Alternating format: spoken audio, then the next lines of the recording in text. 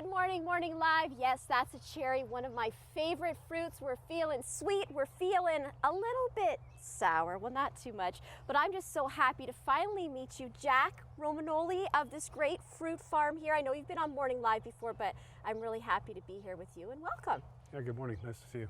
Yeah, okay, so there's many different types of cherries. We're going to talk about fruit throughout the whole morning, different types of fruit, your fruit farm, why it's better to buy fruit from a fruit farm opposed to a grocery store. I don't know, better, but just different, and what are the differences? Always better. See, he jumped on that. Yeah. But I want to talk about cherries because I just love cherries, and you have all different types here.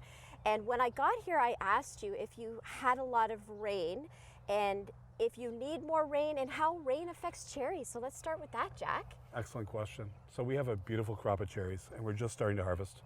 And the rain, we don't need any more rain. Rain will actually split the cherries as they grow, because the little tender skins on them actually pop out and crack. But these beautiful little cherries here do not need any more rain. They just need to be picked and eaten. What kind of cherries are these, Jack? So these are a nice dark cherry called Bing.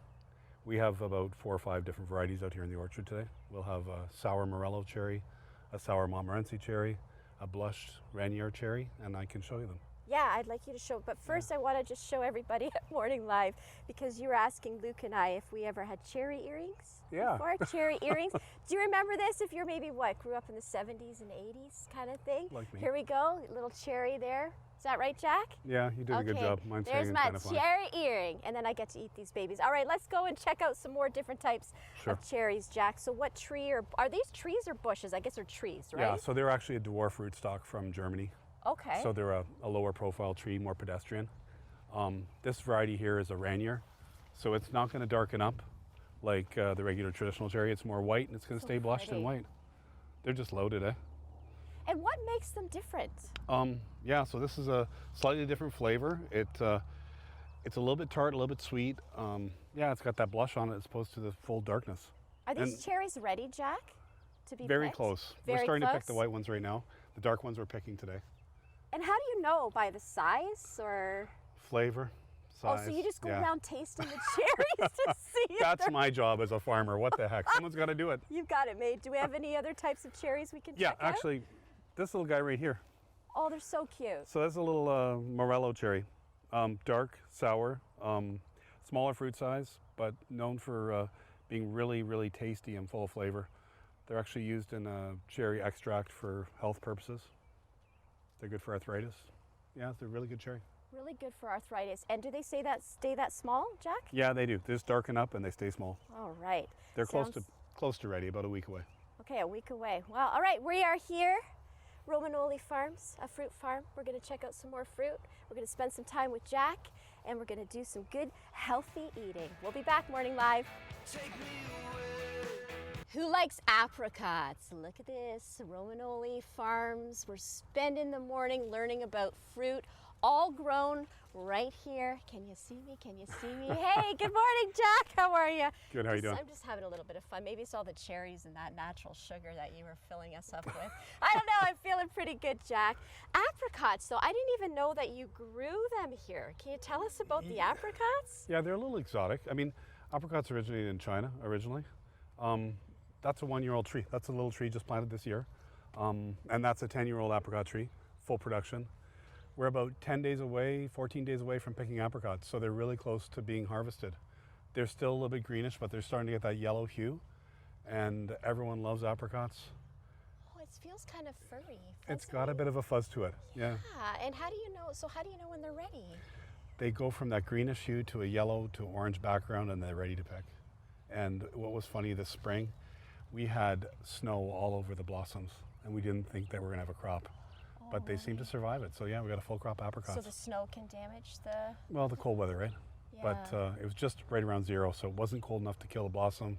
And these were laden with snow. I don't have any pictures for you guys, but it was actually pretty marvelous to see. But anyhow, now the crop's here, and we expect to sell lots of apricots this year. Everyone loves apricots. Everybody does. Yeah. And if people want your apricots, so you have a fruit stand. Can you tell everyone where your fruit stand is? Where are we right now? Yeah, we're in Niagara. Obviously, we're in Beamsville. The fruit stand's at our farm here in Beamsville.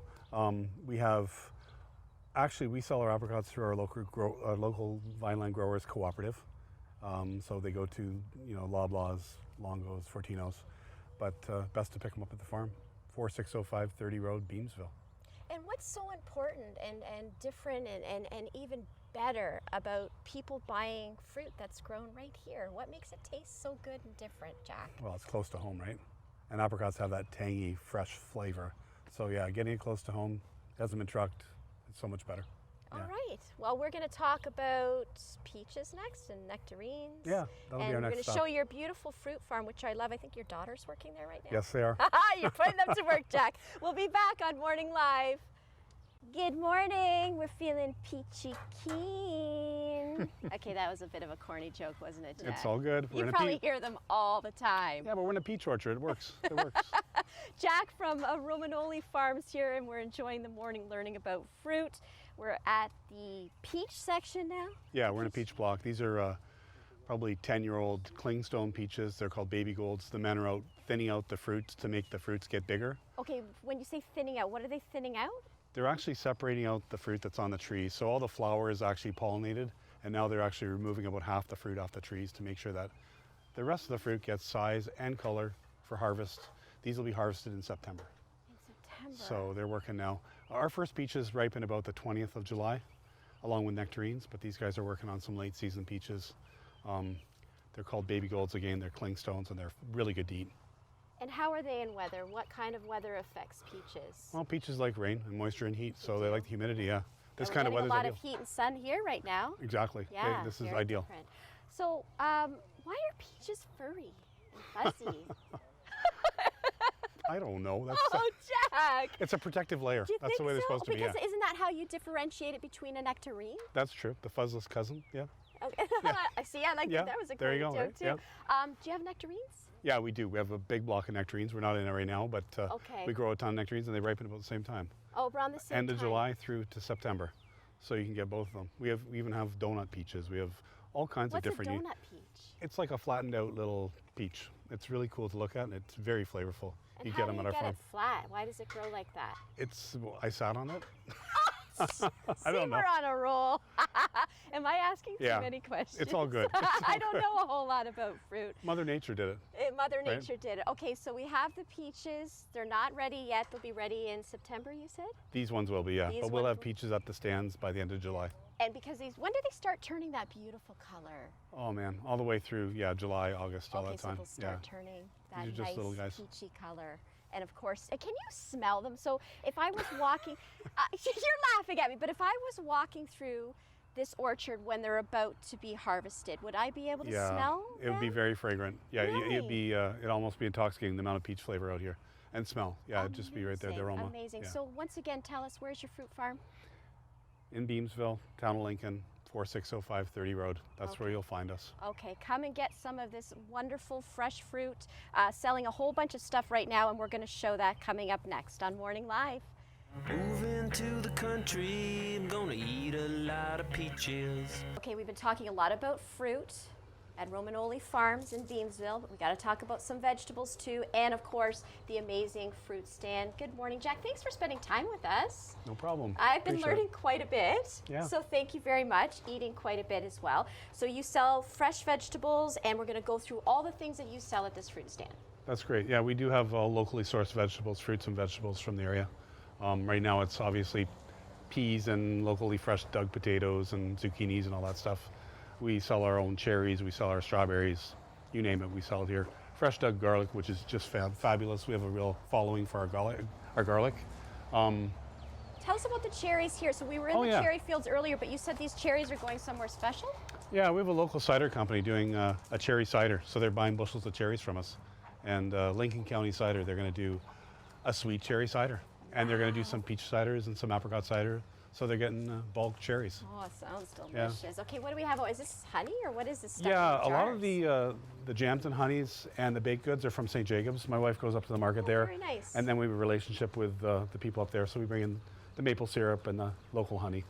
And baked goods. Yeah. Ha, ha, ha, ha. Can you go wrong with butter tarts? Oh, like, you I can't go wrong with love- butter tarts. You know what I do with butter tarts, Jack? I pick out the raisins. My aunt always makes them for me without raisins. But what I if they have do love- pecans? Oh, there you go. Yeah, pecan ones. That's perfect too for me. And you have pies, and of course, oh, strawberries. Yes, fresh local strawberries. They're coming out of the field. We're just about done our berries, but they're delicious right now. And my daughter Victoria is out here working with me. Hi, Victoria. Dad's putting you to work, and she's got all of your beautiful cherries. Of course, earlier we did talk about the different types of cherries, but can you run us through it again quickly, Yeah, so we Jack? got our dark sweet cherries, our bangs, we got our Rainiers, our whites, we've got our Morellos, our Montmorencys. So we got 4 varieties of cherries here, and some fresh rhubarb and garlic, and a little bit of last year's apples too, Honeycrisp. And again, Jack, tell us why is all of this fruit so much better? Just to buy it Hey, like it's this. local, grown- it's fresh, it's right beside you, right? Come on Right. down to Beamsville from Hamilton, Niagara, St. Catharines, wherever. Yeah, we're right here. We're open every day, fresh. Okay, well, it's just been a great morning. I mean, I just feel like a kid in a candy store, although this isn't candy. This is the good kind of candy, right, Jack? Oh, yeah. Yeah. And again, check them out, Romagnoli Farms. And this is a family business. This is Exactly. your family. Your grandfather? Yeah, 100 Started? years. How Yeah, many? 100 years. 100 years, folks. Yep. Come on down and enjoy the history of this great family, all this great fruit grown right here in Beamsville, Ontario.